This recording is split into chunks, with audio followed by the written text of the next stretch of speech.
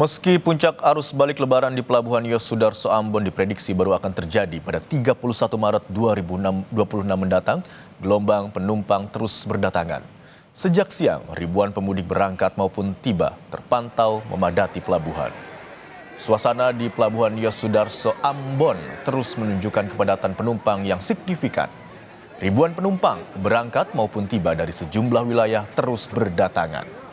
Meski Pelni Cabang Ambon memprediksi puncak arus balik baru akan mencapai titik tertinggi pada Selasa 31 Maret nanti. Ribuan orang memilih kembali lebih awal untuk menghindari kepadatan ekstrim.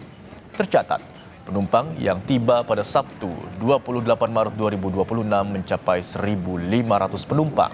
Sementara penumpang berangkat sebanyak 1.600 penumpang. Guna mengantisipasi lonjakan jumlah penumpang, pihak Pelni, pengelola pelabuhan, dan TNI Polri memperketat penjagaan yang difokuskan pada alur keluar penumpang di tangga kapal untuk mencegah penumpukan di dermaga. Yang turun itu adalah kami yang naik sekitar 1.600. Ini sudah mulai pakai aktivitas balik sebenarnya sih, tapi kita prediksi mungkin di tanggal 31 lah puncaknya itu kapal Boban. Tapi mudah-mudahan sudah terurai dengan baliknya pada hari ini.